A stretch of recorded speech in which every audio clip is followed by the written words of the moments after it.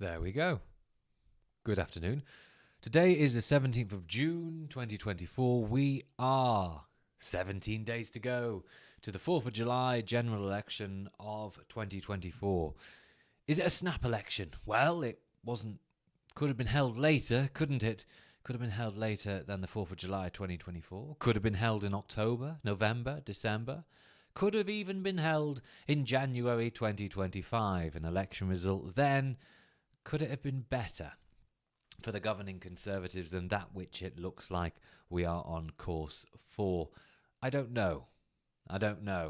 I think, what turkeys vote for Christmas, what turkeys vote to give away their parliamentary majority in favour of a defeat the likes of which the Western world's most successful political party has never, ever seen. That's what the polls put us on course for. One of the biggest defeats for the Western world's most successful political party that they have never, ever seen. My goodness me, eh? Some things do happen. Some turkeys do indeed vote for Christmas, and it appears as if Rishi Sunak's Conservatives are doing just that. We are 17 days to go. The polls have not changed that much. Keir Starmer's lead over Rishi Sunak at the start of the campaign is similar to Keir Starmer's lead today. The Conservative advance in the polls is where? Non-existent. It hasn't happened. There has been next to no rallying in favour of the Conservatives as visible in the polling that I'm able to see. What we have seen, though, is a rallying for other parties. You've seen an increase, a growth in support for Reform UK, led by Nigel Farage, who've just put out their so-called manifesto today. They call it the contract with the British people. You've also seen a slight uptick in support for the Liberal Democrats, but generally speaking, the Labour lead was as strong when Rishi Sunak called the election as it is today, with 17 days to go. Now, of course, 2 weeks and a bit to polling day. Could things change? I suppose things could absolutely change, but this is the week, Monday, the 17th of June. This is the beginning of the week in which postal votes will be landing across much of the United Kingdom. The average seat has around 20% of the electorate to 25%, 20 to 25% of the electorate with a postal vote. For all intents and purposes, by the end of this week, around about a quarter of the country's electorate will have cast a ballot. How do they normally skew? How do they normally swing? I think it really does vary seat to seat, but it's no secret that postal voters do tend to skew older and whiter than the national average. As a consequence, it may be that what would have been the Conservative base would be casting their ballots by now. And I don't think it looks particularly good for them. According to the pollsters, depending on who you ask, among Britain's over 60s, the Conservatives either have a very slim lead or don't over Labour. That really is the last bastion, the last demographic that is still showing a plurality share of support for the Conservatives. Everywhere else, it's a lead for Labour. In 2019, the crossover age, the age in which you were more likely to vote Conservative than you were to vote Labour, was something like 39-40, okay? People under the age of 39 and 40 were more likely to vote Labour than Conservative in 2019, and that, by the way, was an election defeat for Labour, So Britain's oldest voters are the most likely voters. That doesn't often change with whatever voter turnout game you have, and they are going to be voting this week, or a great many of them will be this week. Postal votes are landing across all constituencies, and if you're a local campaigner and you have a ground game to get those postal votes, to speak to them, to get those postal voters and get some data on how they're voting, you're running a good campaign. If you don't have the ground campaign for that, you're not running a ground campaign. But anyway, welcome to what appears to be a regular-ish broadcast by myself over here at Britain Elects. My name is Ben Walker. I'm the co-founder of Britain Elects. I'm also the senior data journalist at the New Statesman. I write regularly on public opinion and election forecasting. We run the forecast model Britain Predicts, which tells you how this country would vote if, emphasis, the election was held today. And the numbers point to a Labour landslide, the scale on a scale, the likes of which we have never, ever seen. So, lots to chew through lately. Just want to do a plug, though, just a little plug if you don't mind. On election night, we at Britain Elects are hosting an election party over in Chester at the Crowne Plaza Hotel. Tickets £16. It's an all-night event, pretty much a watch party, but with some bells and whistles. I recommend you come along to it. Tickets are available on Eventbrite, britainelects.eventbrite.co.uk, or is it .com? I can't remember. But I recommend you pop along to that. Need to sell tickets, need to make some money. I would very much appreciate it. britainelects.eventbrite.co.uk. It will be good to see you there. I'll be there. That's where I'll be working on the night of election night. Anyway, let's get to it. What is happening? What are the polls showing us? What on earth is going on? Here is the headline forecast as it stands today, or rather yesterday. Labour, 441 members of Parliament, up 241 on the last election. Notional results. Conservatives, 96 seats in the House of Commons, down 276 seats. That comes, by the way, with a vote share of 21.4% compared to Labour's 42.9%. Note, the Labour lead of 21 points, 20, 21, 22 points, is just as strong today as it was when Rishi Sunak stepped out of Downing Street to call this very fateful general election. In third place for total number of seats, we have the Liberal Democrats back in third place with an estimated forecast of 66 parliamentarians here, up 58 on the last election with a 10.5% share of the vote. I would note when it comes to the Lib Dem share of the vote, you don't pay much attention to it because, as we know, their strength is concentrated and isn't often picked up by the pollsters. In terms of fourth place for the number of MPs in the House of Commons, we have the Scottish National Party. They are down more than half of what they won in 2019. They're currently forecast to take 22 seats in Scotland. Some polls I know have them performing much worse than that. Others have them performing a little bit better. There's a lot of noise in Scotland right now. And to be honest with you, when you look at the seats that are falling or changing hands, they are falling on the slimmest of margins in Scotland. You want to talk about battlegrounds? You want to talk about tight fights? Scotland is the place to go. Note that in Scotland, the SNP will be picking up more than a third of the share of the vote. Plaid Cymru would come away with 3 seats, up 1 on the last election, with 13.4% in Wales. The Greens would come away with 6% with just 1 MP. And the talk of the town, Reform UK. They have come, I wouldn't say from nowhere, but they started this election campaign with pretty much 10%, if not less than that. They are now on 14%, a 3-point increase. Other pollsters have it higher. And I tell you this, if the pollsters that have it higher are borne out to be truer than the pollsters that have the Reform share lower, it's fair to say that Reform will come away with not just 2 seats in the House of Commons, as presently forecast by Britain Predicts, but a great many more. But we don't know by how many, and what will that do to the Conservative number.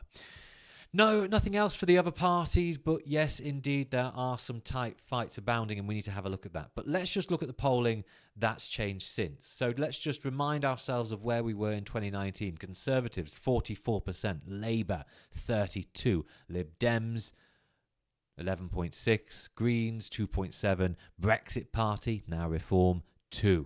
What do the polls say now? Well, the polls as of the 14th of June say Labour are on 43%, the Conservatives are on 21%, the Reform Party are on 14%, the Lib Dems are on 11%, and the Greens are on 6%.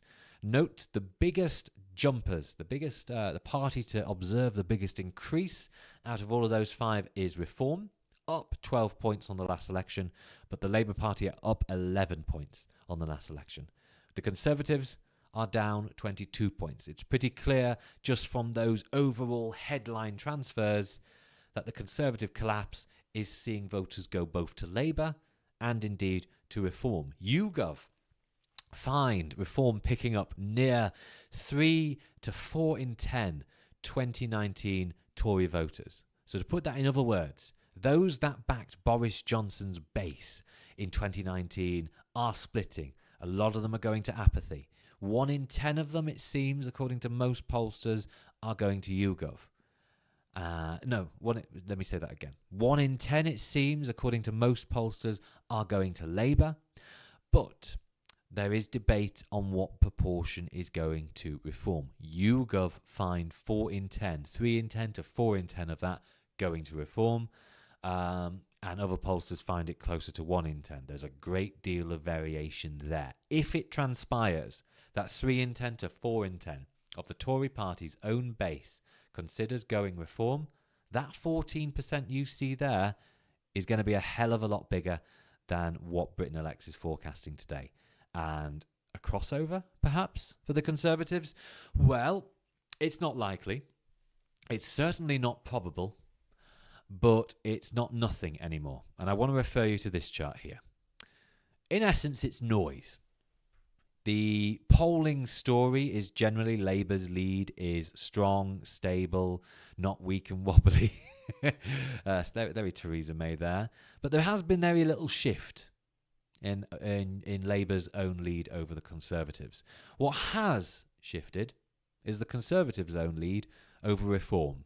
Now, pollsters, conducted almost entirely at the same time as YouGov's 1 point lead for Reform can find a 6 point lead for the Conservatives over Reform, a 7 point lead, a 2 point lead, a 12 point lead, a 1 point lead, 1.3 point, and so on. There is a great deal of variation. And so we cannot countenance, we have to countenance the possibility that Reform may be coming close to the Conservatives. This, however, is one of those instances where you just have to sit here and think, I don't believe that. Surely not. Surely not. And to be honest with you, I'm sat here now and I'm thinking, I do not believe that Reform will beat the Conservatives for the popular vote. But I tell you this, if they do, it does change the electoral arithmetic slightly. Because though we are currently, I'll go back to this, though we are currently forecasting 96 seats for the Conservatives, 2 seats for Reform, that is very much predicated on the Conservatives having a 7 point lead over the Reform Party. If it transpires that it's a 6 point lead, 5 point lead, 4 point lead, those Reform numbers are going to go up from 2 seats to 5 seats to 7 seats. And the Tory numbers are not going to go down by 2 or 5 or 7. They're going to go down by 20 to 30 to 40, giving more seats to Labour, giving more seats to the Lib Dems. All right? It would be oblivion territory for the Conservatives. And I wrote this article at the start of the election campaign that the Conservatives, as we introduce the Britain Predicts model, the Conservatives are on the electoral precipice right now. They're only a margin of error away from annihilation. They still are an error margin away from annihilation. This is where we are right now. And from all the conversations I've been having, there is very little denial. There is very little view from anyone, Labour, Conservative, Liberal, or other, that the polls are wrong.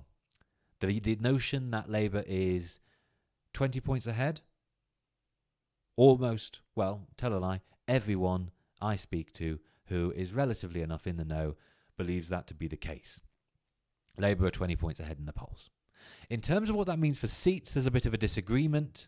I've had Lib Dem strategists get in touch with me to say that 66 is too high. I've had other Lib Dems, however, get in touch to say, yeah, I think you are the only forecaster noticing we will win this seat, and I think you're really onto something here. Conservatives I've spoken to, I'll be honest with you, the Conservative activists I've spoken to aren't voting, aren't coming out. They are delivering leaflets, but they don't think their government deserves re-election. And I'll be honest with you, that is a very unique, very, frankly, traumatizing situation for them. You have Conservative activists delivering leaflets, but not considering voting for them at the ballot box because they don't like the candidate. Or rather, they are leafleting in a marginal, but they live in a seat in which they don't like the candidate and are thus not voting for the candidate and are not voting altogether. That is the situation for the Conservative base right now. There is very little enthusiasm. It is tragic, really. It is a danger. Is it a danger to democracy? It's a danger for the Conservative Party's longevity. Absolutely it is. But yeah, let's hope there's a lot of diversity in the number of Labour MPs. But anyway, so yeah, bit of a dramatic change compared to where we were in 2020. Let's just go back to 2020 there. Tory lead over Labour, it rose when we went into lockdown. It declined when we had the Dominic Cummings saga. Look at that there, 5-6 point lead for Labour. It narrowed again once we had the tieration, once we went into a tiered version of lockdown. By the time in November, the polls were very much neck and neck. And then the vaccine gets discovered and the rollout happens. Boris Johnson secures a Brexit deal and he's very much duly rewarded at the polls. And by the time of the local elections, Labour lose Hartlepool, the Reform voters, or rather Brexit voters, go Reform, and Labour lose just by as much as they did in the 2021 local elections. It's here that you have the Batley and Spen by-election. It's here when Keir Starmer, then Labour leader, still Labour leader, was considering his position, was saying that if he lost the Batley and Spen by-election, he would have resigned as leader of the Labour Party. But it wasn't to be, because by the end of 2021, you have Partygate, you have the Owen Paterson affair, you have the North Shropshire by-election, a stunning swing to the Lib Dems, and then you enter 2022 with Labour ahead. You find yourself at the local elections of then. If an election was held then, Labour would have been the largest party, but by God, they would not have got an overall majority. You end up with the Wakefield by-election in June, a Labour gain from the Conservatives, the first Labour gain from the Conservatives in 10 years by then. And then Boris Johnson resigns as Prime Minister. Liz Truss becomes Prime Minister. Her late Majesty dies, and Liz Truss happens. And you can see what happens there. Rishi Sunak becomes Prime Minister. The polls rally somewhat, but very little changes. You have the budget that allegedly was going to help a great number of people with the cost of living. You have Rishi Sunak performing relatively admirably on Northern Ireland. You have Rishi Sunak making noise about boats, about borders, about trans people. And the smallest the Labour lead was 16 percentage points. And it was at that period in which you had people writing, "This is the time of comeback for the Conservatives. Rishi Sunak can do it." It didn't happen. It didn't happen. The May local elections showed Labour on course for a landslide, and the polls continued to show that. By the time of 2024, Labour's lead was still 20-something percentage points. Tell a lie? No. It was 18 percentage points, but it hovered around there anyway. Okay? By the time of the May local elections, which is where we came up to here, Labour's lead was not just 20 points, it was 21 points. By the time Rishi Sunak called the general election, Labour's lead was just like that. And by the time of now, Labour's lead was just like what it was 1 to 2 months ago. I don't want to sound like Theresa May, but nothing has changed, which makes me worried that things are about to change. Let's just go into the other fundamentals, okay? Where are we right now? As of the 14th of June, a Labour lead of 22 points on voting intention. On the economy, 13 points, and that has grown in recent months. Labour's lead, or rather Keir Starmer's lead over Rishi Sunak as Prime Minister, is 12 points, a slight uptick there. That's a measure of likeability versus likeability. And Keir Starmer's own net approval is on +6, which is a notable improvement. And I think, is it his best in quite some time? Ooh, it's his joint best in years. It's his joint best since 2021, when few Britons were making up their mind about him. Okay, Keir Starmer, has he had a good election campaign? Well, judging by the favourability surveys, he has. His numbers are up, but compared to David Cameron, compared to Tony Blair, compared to other prime ministers, compared to other party leaders, rather, who were very successful at the ballot box, Starmer's own net approval ratings are poor. Bear that in mind. Does it spoil what we are seeing in the forecast numbers? It doesn't appear to be, but it is something to bear in mind for the future. Now, I've always been asking, how on earth can the Conservatives claw this back? I thought about what strategies they can wield, what they can pull out, what they can go hard on. But to be honest with you, I ask you this, how on earth can the Conservatives come back from this single data point? Here's the question from YouGov on whether the next election is a time for change. The vast majority of Britons think it is, and the Conservative base, those that are meant to rally out for Rishi Sunak's Conservatives, are split on whether the next election is a time for change, a time for a change of government. 36% of the Conservative base think it is time for change. Just 40% do not. That is not a coalition of voters ready to get you back in for a fifth term. That is defeat laid bare. That is defeat staring right at you in chart form. You do not come back from that. And this is why it could get worse for them. Nigel Farage speaks to the Tory base better than the Tory leader Rishi Sunak does. The public opinion felt among 2019 Conservatives, felt among that Boris Johnson winning coalition of voters. Public opinion felt among them towards Rishi Sunak is lower than it is towards Nigel Farage. 50% of 2019 Tory voters like Farage. Just 41% can say the same for Rishi Sunak, and just 15% of that base like Keir Starmer. Similar, by the way, to the proportion of 2019 Tories who are going to Labour. Okay? It is not inconceivable, it is not silly to start thinking that if there is a crossover point for Conservative voters, if indeed it is clear that the election is a foregone conclusion, that Labour is going to sweep this election, as the polls imply, as the forecasters suggest, then there is nothing at stake here because you can't change it. The only thing you can do is protest. The only thing you can do is be self-indulgent. The only thing you can do is choose the party and choose the leader you like most. For most Conservative voters, that is not the Conservative Party or Rishi Sunak. That is the Reform Party and Nigel Farage. Let's see whether something like that happens in the next few weeks, in the final 17 days of the 2024 election campaign. Narratives of supermajority by the chief strategist supreme, Grant Shapps, may come back to bite him and his treasured political party in a way no one expects. Now let's look at the maps. Now let's look at what the mapping says over here. I want to look at it this way, okay? I hope it's a bit too blurry, but I hope you'll be able to see it, because this is how Great Britain voted in 2019. There is a hell of a lot of blue, isn't there? A hell of a lot of blue.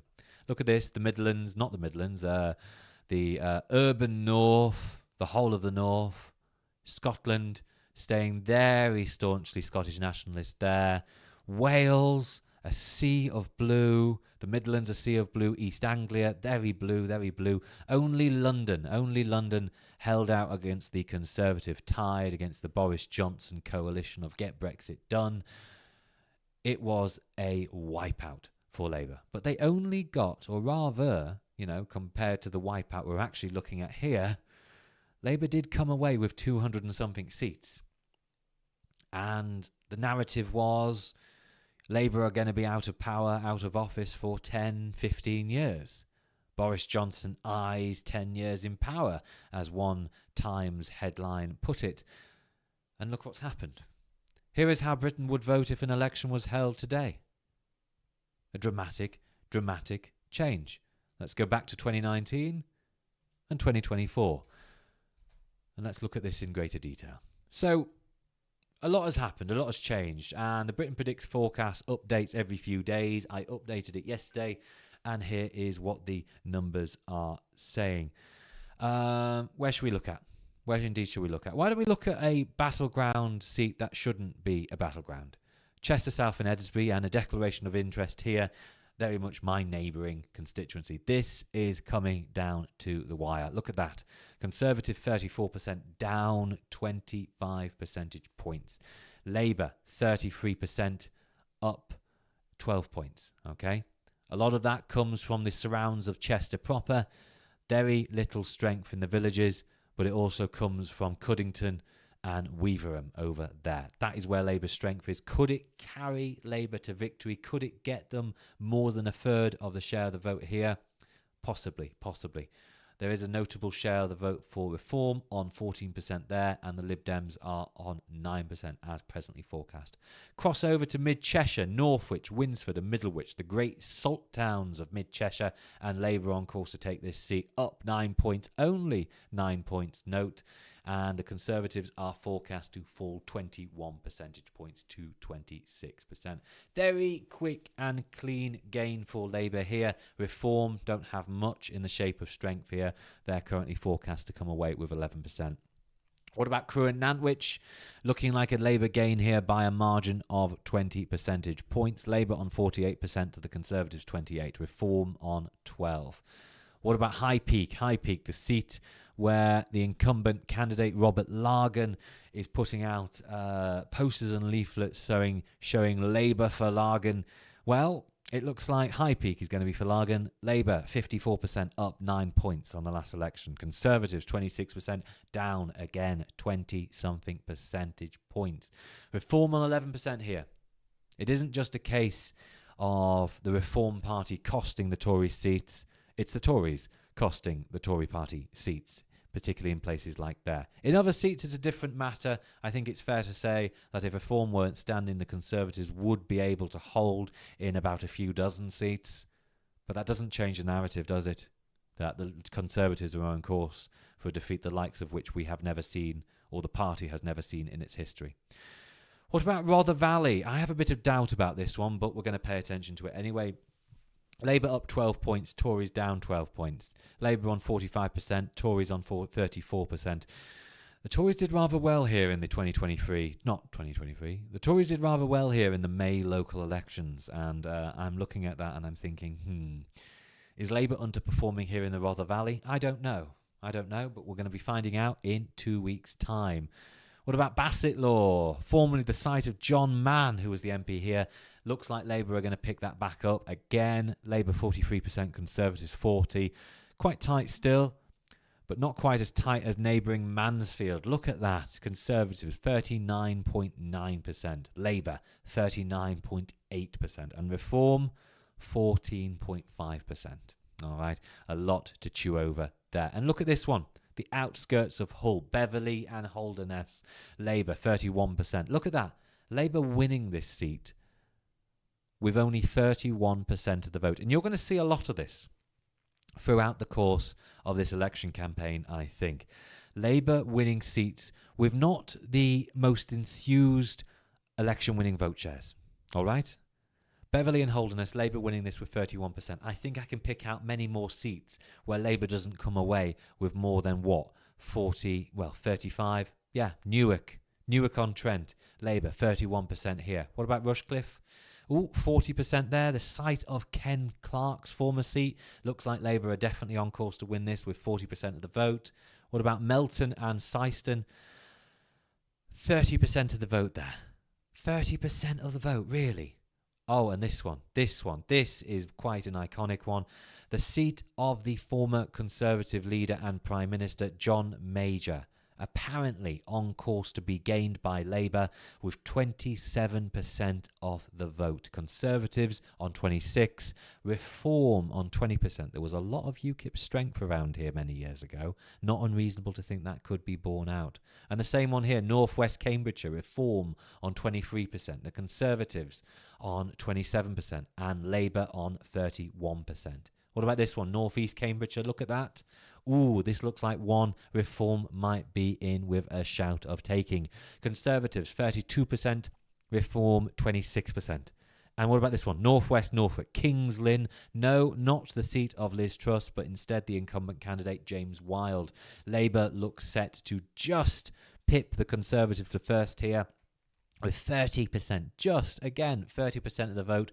Conservatives, 30% of the vote. And Reform, 22% of the vote.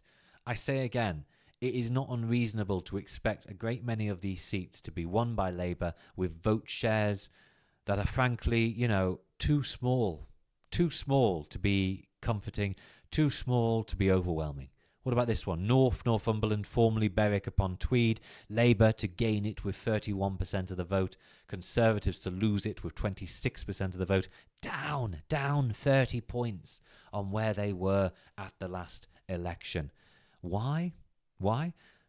Well, the Reform Party is indeed eating into the Tory vote, more so than the Labour Party is, and as a consequence, the Conservatives are losing not just 200 seats, but 276 seats. I'll tell you this, I think, if you exclude the Reform Party from this equation and you reallocate some of those Reform voters, not all, but some, because if you're able to squeeze a small portion of those Reform voters, and it is hard to do so because Reform voters are not like UKIP voters. They're a completely different kettle of fish.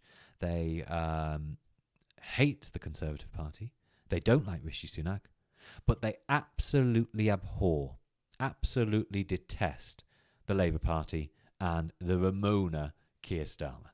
Okay? And I would say this, of that gap, of that slight net advantage of dislikability for Reform, for the Conservatives rather, if you're able to squeeze about 10% of the Reform share, so it goes down from 14% to 12 point something, or if you squeeze it by 20%, so it goes down by 2.8 points, okay, so it goes from 14% to 11%. I think the Conservatives are able to save around about a few dozen seats. So instead of winning 96 as presently forecast, they might come away with 150 seats. Still, one of the worst defeats for the Conservatives in the party's history. So, very reassuring, isn't it? Annihilation or 1997. Take your pick. What about this one? The Wrekin in Shropshire.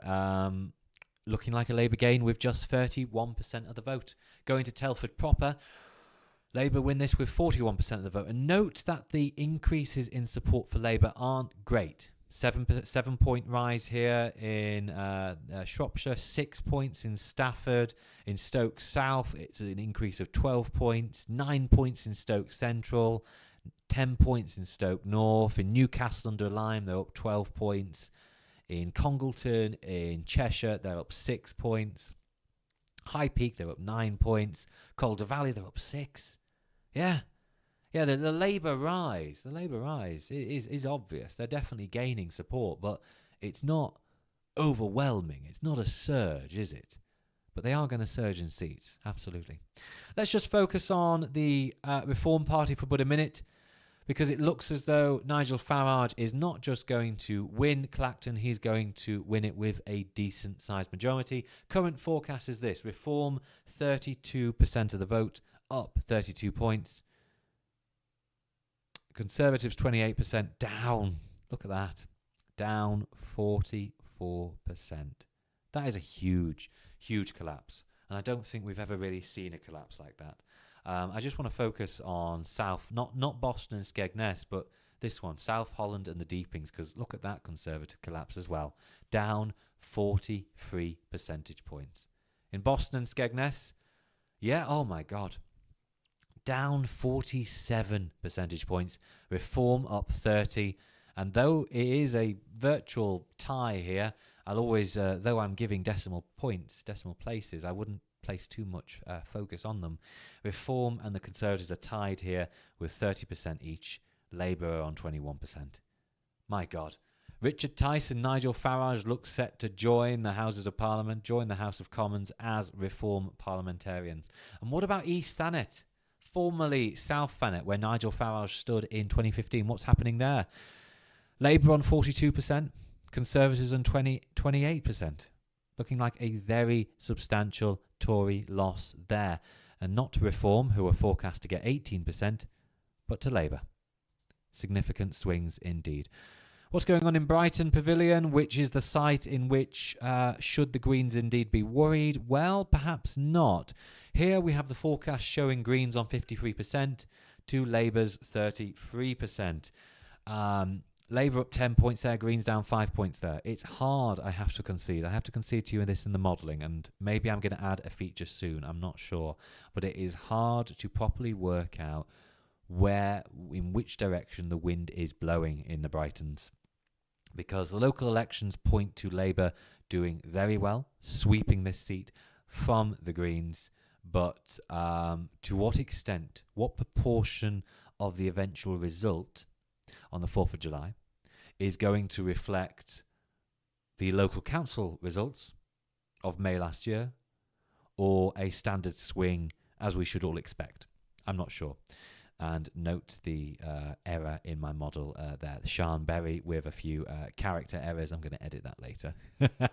And let's just go on to the one in which the Greens are definitely putting all of their resources into, or a great portion of them, Bristol Central. Labour, 45%, Greens, 35%. Labour lead of 10 points, but down 14 points here. Greens up 9 points. The local elections point to the Greens winning this seat very comfortably. Can this be borne out in a general election, a high turnout general election? We don't know. We definitely do not yet know. Honestly, we need some polling. We need some polling, because if we have the polling, I can plug that into my model and we can start factoring for that. But we can't. We can't, because this model, unlike some others, isn't a finger in the air. It is actually built on some proper assumptions. So, where else can we look at? I haven't really properly looked at Scotland, but I just want to focus on the Conservative seats for a minute, because other models show the SNP picking up these Tory seats. Mine doesn't, because my model factors for tactical voting. And what you see here in Berwickshire, as one example, you have the Tories down 8 points. Overall, across Scotland, by the way, they are down by a hell of a lot more than this.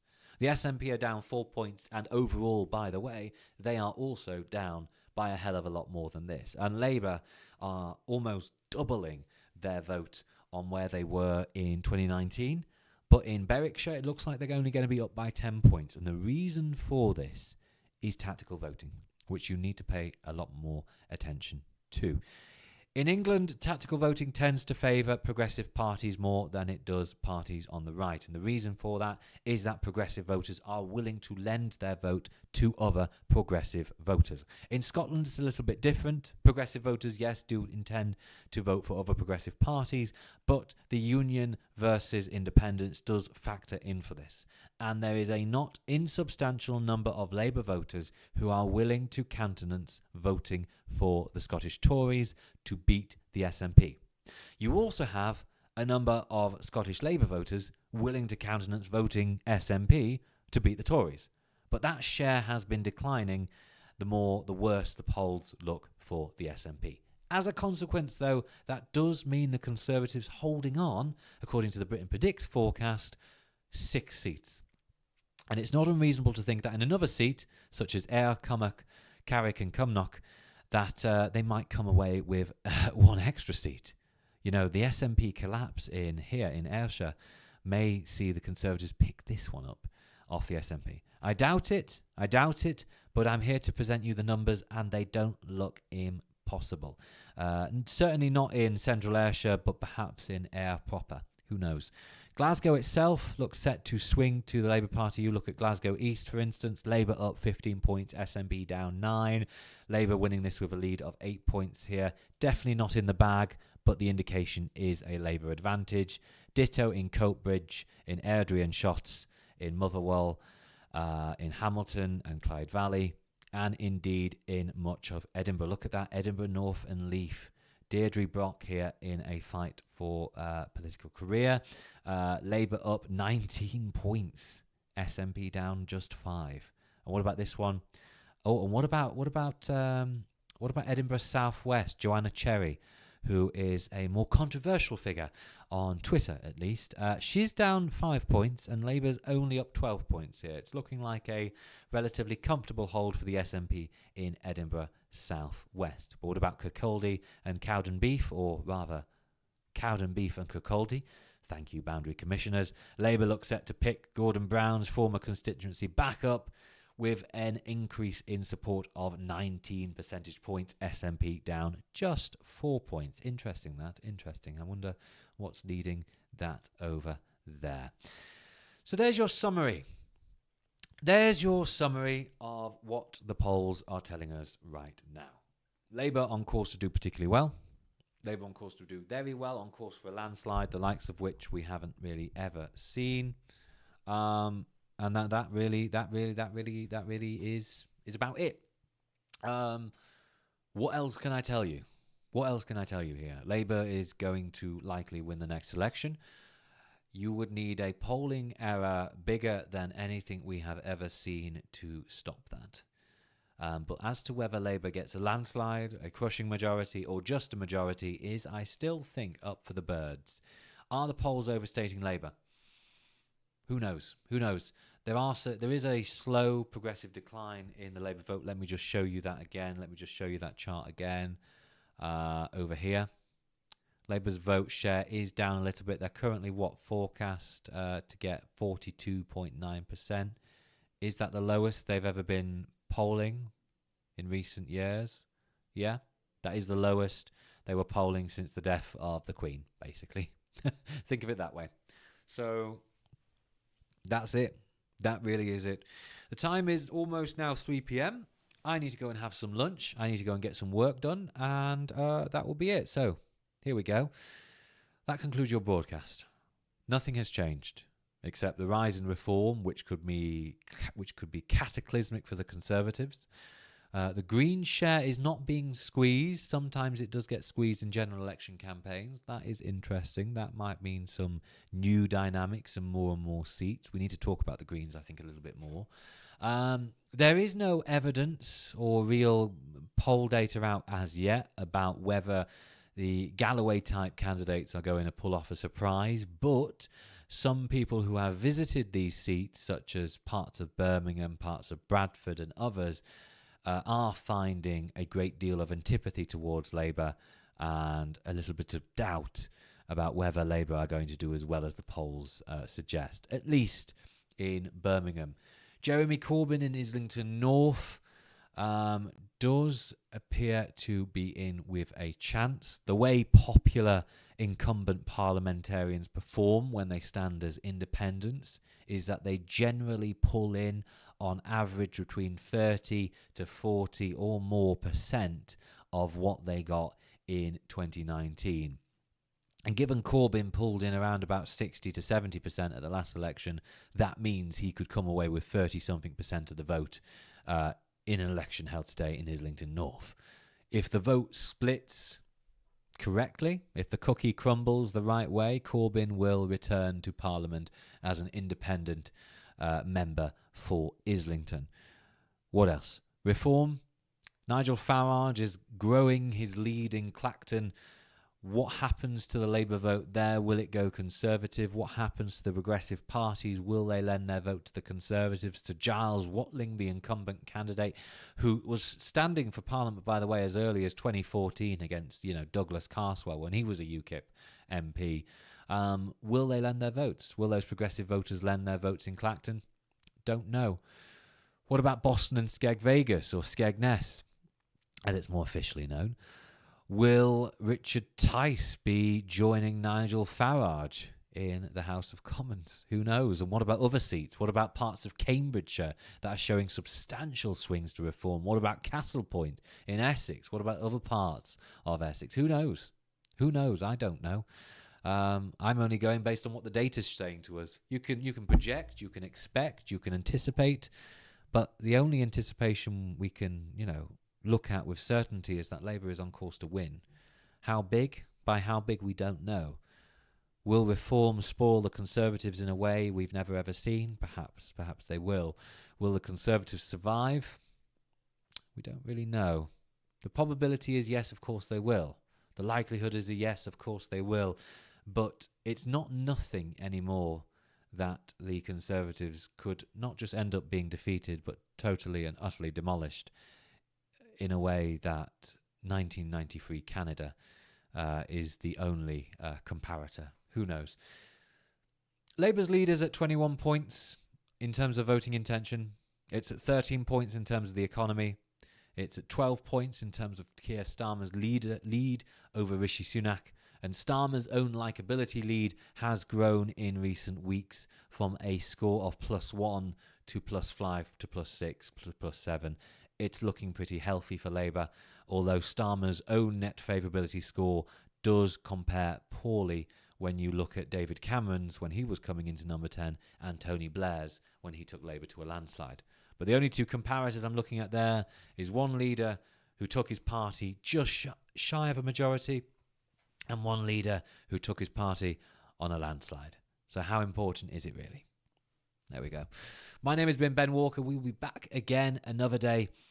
I am going to have some lunch now. You can find the Britain Predicts forecast on the New Statesman website. Please read all those pieces on there. And by all means, please also do subscribe to the New Statesman. If you want to come to the election night party, which we at Britain Elects are hosting in Chester, please consider it. It is good fun. It's basically a gathering to watch the results of what looks to be a very historic election result. It will be lovely to see some of you there. You can find tickets for that on britainelects.eventbrite.co.uk. The link to that is also on our Facebook page, facebook.com/BritainElects, as well as Twitter, twitter.com/BritainElects. My name is Ben Walker. You can find me on @BNHWalker on Twitter and other outlets, I assume, as well. I'm already losing my voice. I was cleaning out my shed yesterday, and I got a lot of dust particles up the nose, in the mouth. I've definitely had a shower since, but it was also on my hands. So, yeah, I'm feeling a bit coughing a bit more than I should, but we make do. That concludes the broadcast. Thank you very much for watching, and we will see you another time. Bye-bye.